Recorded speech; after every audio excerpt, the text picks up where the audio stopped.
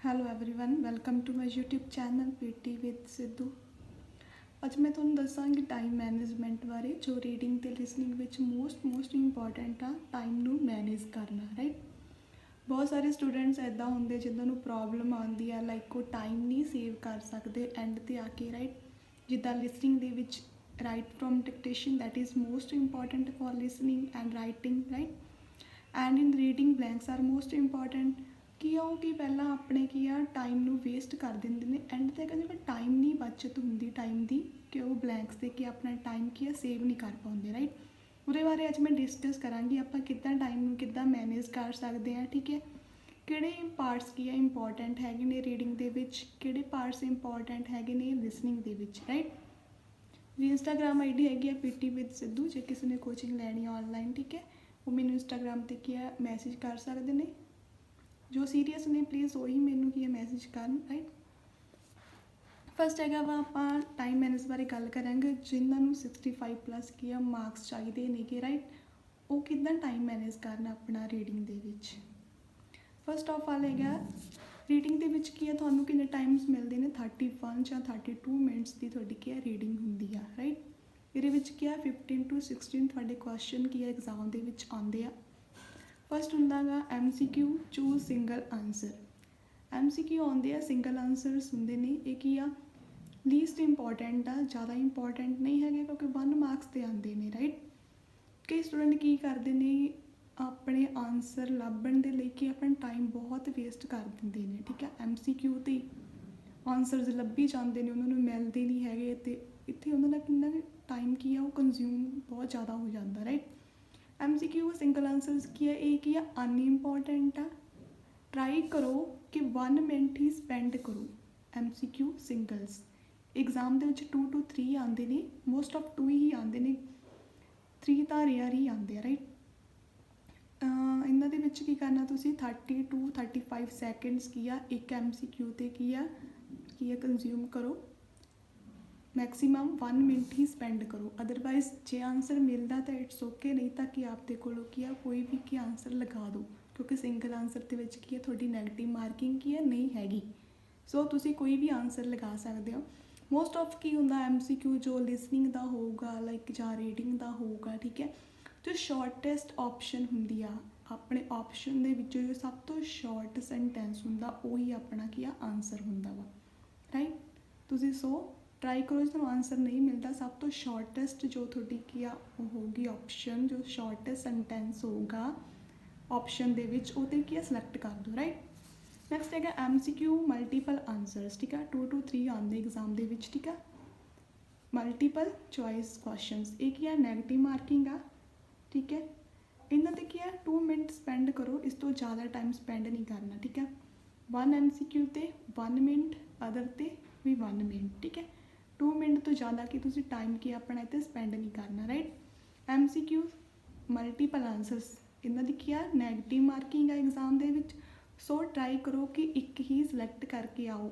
ਜੇ 2 ਸਿਲੈਕਟ ਕਰਨੇ ਆ, ਜੇ ਤੁਸੀਂ 100% ਸ਼ਿਓਰ ਹੋ ਤਾਂ 2 ਸਿਲੈਕਟ ਕਰਨੇ, ਅਦਰਵਾਈਜ਼ ਕੀ ਹੈ ਇੱਕ ਹੀ ਸਿਲੈਕਟ ਕਰੋ, ਰਾਈਟ, ਠੀਕ ਹੈ। ਨੈਕਸਟ ਹੈਗਾ ਰੀਆਰਡਰ ਪੈਰਾਗ੍ਰਾਫਸ, ਠੀਕ ਹੈ। ਐਗਜ਼ਾਮ ਦੇ ਵਿੱਚ 2 to 3 ਆਉਂਦੇ ਨੇ, ਕਈ ਸ਼ਾਰਟ ਹੁੰਦੇ ਨੇ 3 to 4 ਸੈਂਟੈਂਸ ਵਾਲੇ, ਕਈ 4 to 5 ਜਾਂ 5 to 6 ਸੈਂਟੈਂਸ ਵਾਲੇ ਆਉਂਦੇ ਆ, ਰਾਈਟ। ਇੰਪੋਰਟੈਂਟ ਆ 6 ਮਿੰਟ ਕੀ ਇਹਦੇ ਵਿੱਚ ਸਪੈਂਡ ਕਰੋ। ਇੱਕ ਰੀਆਰਡਰ 'ਤੇ 2 ਮਿੰਟ ਸਪੈਂਡ ਕਰੋ, ਇਸ 'ਤੇ ਜ਼ਿਆਦਾ ਟਾਈਮ ਨਾ ਸਪੈਂਡ ਕਰੋ, ਠੀਕ ਹੈ। ਰੀਆਰਡਰ ਪੈਰਾਗ੍ਰਾਫ 'ਤੇ ਕਈ ਸਟੂਡੈਂਟ ਉੱਤੇ ਕੀ ਪਜ਼ਲ ਹੋ ਜਾਂਦੇ ਨੇ, ਪੂਰਾ ਉਹਨੂੰ ਕੀ ਆ ਕਲੀਅਰ ਸਹੀ ਕਰਨ ਦੇ ਚੱਕਰ ਵਿੱਚ ਕੀ ਜ਼ਿਆਦਾ ਟਾਈਮ ਸਪੈਂਡ ਕਰ ਦਿੰਦੇ ਨੇ, ਠੀਕ ਹੈ। ਪੇਅਰਸ ਬਣਾਓ, ਟਰਾਈ ਕਰੋ ਕਿ 2 ਪੇਅਰਸ ਬਣਾਉਣ ਦੀ ਕੋਸ਼ਿਸ਼ ਕਰੋ ਕਿ 2 ਪੇਅਰ ਤੁਹਾਡੇ ਕੀ ਸਹੀ ਹੋ ਜਾਣ, ਠੀਕ ਹੈ।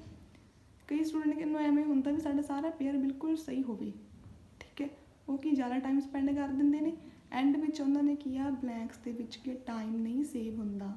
ਸੋ ਕੀ ਆ 6 ਮਿੰਟ ਹੀ ਸਪੈਂਡ ਕਰੋ ਇਹਨਾਂ 'ਤੇ, ਰਾਈਟ। ਨੈਕਸਟ ਹੈਗਾ ਫਿਲ ਇਨ ਦੀ ਬਲੈਂਕਸ ਟਰੈਕ ਵਾਲੀਆਂ, 4 to 5 ਆਉਣਗੀਆਂ ਐਗਜ਼ਾਮ ਦੇ ਵਿੱਚ, ਠੀਕ ਹੈ। ਇਹਨਾਂ ਦੇ ਲਈ ਕੀ 10 ਮਿੰਟ ਕੀ ਇਹਨਾਂ 'ਤੇ ਸਪੈਂਡ ਕਰੋ, ਠੀਕ ਹੈ। 10 ਮਿੰਟ ਦੇ ਵਿੱਚ ਕੀ ਟਰਾਈ ਕਰੋ ਤੁਹਾਡੀਆਂ ਫਿਲ ਇਨ ਦੀ ਬਲੈਂਕਸ ਜੋ ਡਰੈਗ ਵਾਲੀਆਂ ਨੇ ਉਹ ਹੋ ਜਾਣ।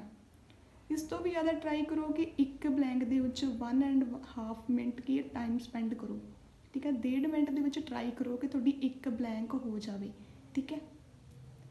4 to 5 ਆਉਣਗੀਆਂ, जे इन्ना टाइम कंज्यूम करोगे तो थोड़े को फिलिंग दी ब्लैंक्स जो रीडिंग एंड राइटिंग वालियां वा ये की मोस्ट इंपॉर्टेंट आ जिहदे मार्क्स तुहाडे की राइटिंग दे विच भी की ऐड होंदे ने। ठीक है, ये भी की 5 to 6 की एग्जाम दे विच आउंदे आ। इन्हां दे तुसीं की 12 मिनट की स्पेंड कर सकते हो। ठीक है, एक ब्लैंक दे उत्ते की 2 मिनट की स्पेंड करो, इस तो ज़्यादा टाइम ना स्पेंड करो। ठीक है, फिलिंग दी ब्लैंक जो ड्रैग वाली 4 to 5 आने इन्हां ते ट्राई करो एक ब्लैंक ते 1.5 मिनट टाइम स्पेंड करन दी। ठीक है, जो रीडिंग एंड राइटिंग वाली होणगियां एक ब्लैंक ते 2 मिनट स्पेंड करो, इस तो ज़्यादा टाइम स्पेंड ना करो। हुण की हुंदा कि कई स्टूडेंट MCQ ते बह जाते हैं, MCQ ते टाइम स्पेंड करी जाते हैं, उन्होंने हुंदा जितना टाइम आंसर नहीं मिलता वो की नैक्सट क्वेश्चन ते जाते ही नहीं है। उन्होंने एवं लगता MCQ कि मोस्ट इंपॉर्टेंट आ, जे साडे इहदे नाल कि नंबर घट जाएंगे, बट इदां दा कुछ भी नहीं है। ठीक है, MCQ जो तुसीं नहीं भी एग्जाम दे विच करके आउंदे तुसीं ईजली 65+ की मार्क्स की अपने रीडिंग दे विचों लै सकते हो। राइट, सो की इहदा ट्राई करना कि MCQ ते की ज़्यादा टाइम नहीं स्पेंड करना। ठीक है, इन्हां दे जो तुसीं ज़्यादा टाइम कंज्यूम करदे तुहाडे कोल ब्लैंक्स दे लई की घट टाइम बचदा वा। इदां हुंदा बहुत सारे स्टूडेंट कहणगे एग्जाम ते आके बाद भी साडे कोल टाइम नहीं बचिया ब्लैंक्स दे लई, साडियां तां साडे नंबर घट आए ने। सो तुसीं टाइम जे अपना इदां सेव करोगे MCQ ते ना अपना टाइम ज़्यादा स्पेंड करोगे, तुसीं ब्लैंक्स दे लई अपना टाइम बिल्कुल सेव कर सकते हो, क्योंकि ये तो मोस्ट इंपॉर्टेंट पार्ट्स आ रीडिंग दे विच। ये की है सारे अनइंपॉर्टेंट पार्ट आ, रीऑर्डर्स भी चलो ठीक है। ठीक है, फिलिंग दी ब्लैंक्स की है सब तो ज़्यादा इंपॉर्टेंट आ। सो इन्हां लई तुसीं इदां की अपना टाइम की स्पेंड कर सकते हो। थोड़े स्क्रीन के उपर की राइट कॉर्नर से कि थोड़ा टाइमिंग आई जाऊगी। ठीक है, तुसीं वो टाइमिंग देख के कि अपना प्लान करी चलो। ठीक है, नैक्सट है आप डिस्कस करांगे लिसनिंग बारे। बहुत सारे स्टूडेंट एवं होंदा लिसनिंग दे विच उन्हां दे की एंड ते राइट फ्रॉम डिक्टेशन आउंदी है। राइट, वो भी की करते एग्जाम दे विच एंड ते राइट फ्रॉम डिक्टेशन दिंदे आ, उन्होंने पता होंदा भी कि मोस्ट इंपॉर्टेंट आ। बच्चे की टाइम इते कंज्यूम नहीं कर पाते, अपना टाइम सेव नहीं कर पाते सॉरी, तां करके की है मोस्ट इंपॉर्टेंट आ वो एंड ते दिंदे ने। राइट, पहला की आऊगा समराइज स्पोकन टैक्सट आउणगी एग्जाम दे विच 2 to 3 आंदियां ने समराइज स्पोकन टैक्सट। ठीक है, इन्हां दे विच की है सानूं 10 मिनट ईच मिलणगे, एक समरी दे 10 मिनट मिलणगे। एक समरी ने तुसीं 10 मिनट तुहानूं मिलणगे, जे 2 ਜਾਂ 3 समरियां आईयां ਤਾਂ ਤੁਹਾਨੂੰ ਕੀ 30 ਮਿੰਟ ਮਿਲਣਗੇ, ਜੇ 2 ਸਮਰੀਆਂ ਆਈਆਂ 20 ਮਿੰਟ ਮਿਲਣਗੇ।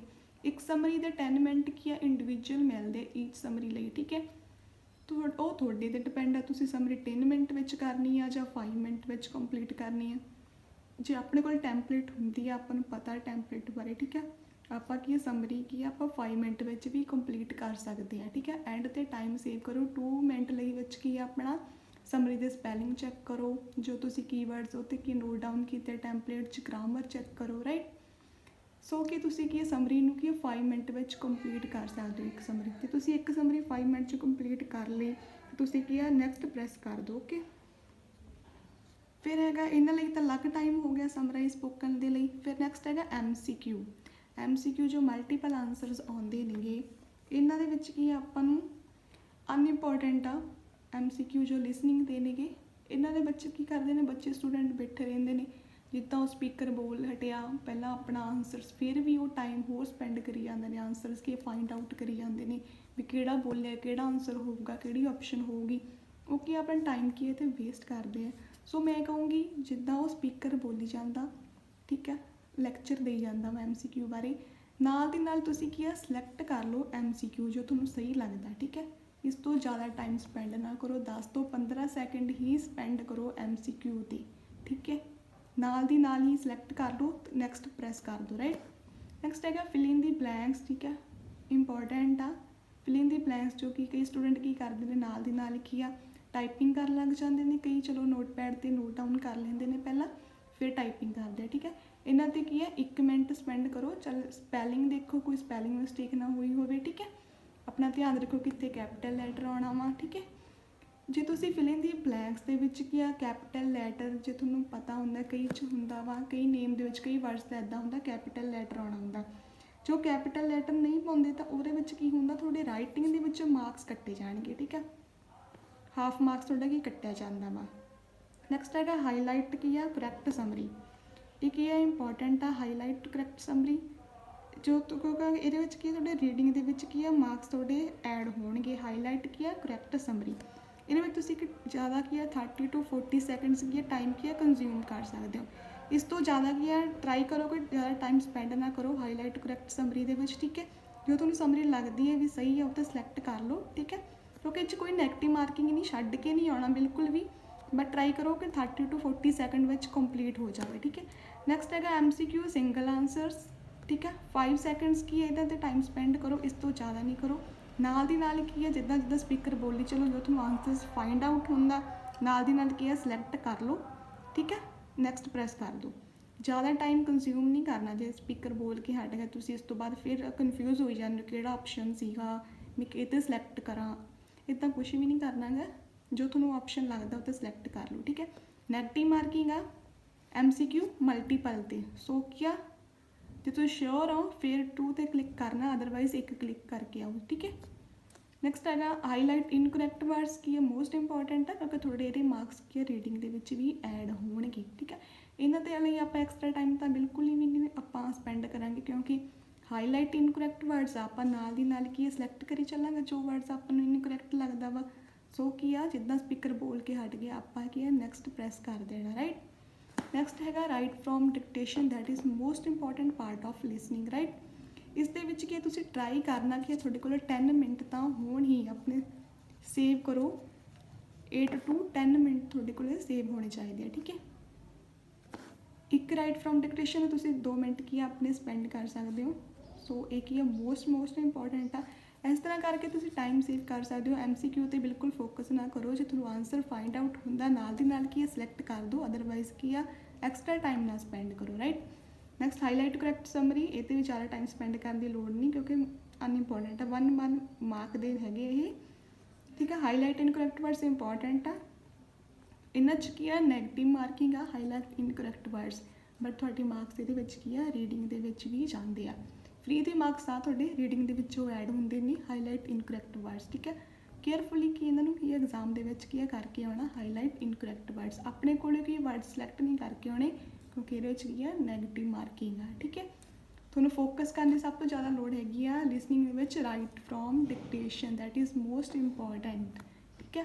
ਹਾਈਲਾਈਟ ਕਰੈਕਟ ਇਨਕਰੈਕਟ ਵਰਡਸ 'ਤੇ ਵੀ ਕੀ ਆ ਫੋਕਸ ਕਰ ਸਕਦੇ ਹੋ। ਸਮਰਾਈਜ਼ ਲਈ ਤਾਂ ਅਲੱਗ ਟਾਈਮ ਹੋਊਗਾ, ਇਸ 'ਤੇ ਕੀ ਆ ਅਲੱਗ ਟਾਈਮ ਤੋਂ ਕੀ ਆ ਫੋਕਸ ਹੋਊਗਾ, ਥੋੜਾ ਟਾਈਮ ਅਲੱਗ ਹੋਊਗਾ, ਠੀਕ ਹੈ। ਇਸ ਤਰ੍ਹਾਂ ਤੁਸੀਂ ਕੀ ਆਪਣੀ ਕੀ ਟਾਈਮ ਕੀ ਆ ਸੇਵ ਕਰ ਸਕਦੇ ਹੋ ਰਾਈਟ ਫਰੋਮ ਡਿਕਟੇਸ਼ਨ ਲਈ, ਫਿਲ ਇਨ ਦੀ ਬਲੈਂਕਸ ਲਈ, ਠੀਕ ਹੈ। Thank you.